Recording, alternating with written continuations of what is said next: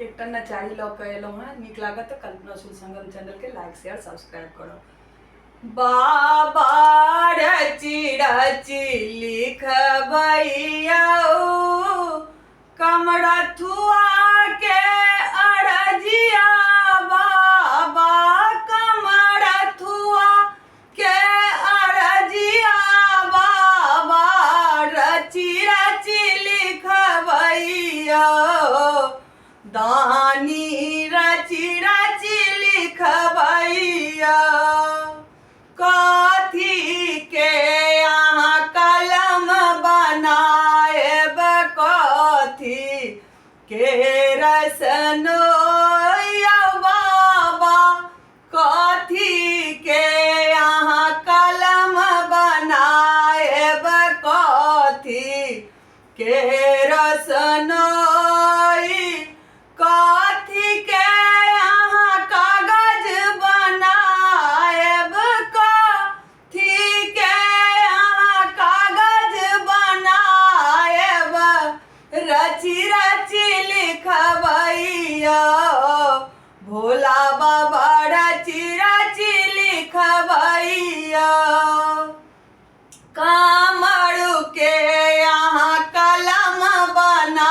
एब गंगा जल रसनो बाबा कामरू के यहाँ कलम बना एब गंगा जल रसनो बेल पत्र के कागज बनाएब बेल पत्र के कागज बनाएब रची रची लिखबैया भोला बाबा रची रची लिखबैया बाबा रची रची लिखबैया कमरथुआ के अरजिया बाबा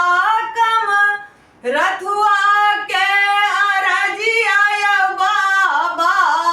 रची रची लिखबैया भोला बाबा रची रची लिखबैया भक्त यहाँ के पुकारी रहल अछि राखब लाज बिचारी बाबा भक्त यहाँ के पुकारी रहल अछि राखब लाज बिचारी बनी सेवक हम द्वार ठाढ़ छी बनी सेवक हम द्वार ठाढ़ छी बनल दीन दुखियारी बाबा रची रची लिखबैया बाबा रची रची लिखबैया कमरथुआ के अरजिया बाबा कमरथुआ के अरजिया बाबा रची रची लिखबैया दानी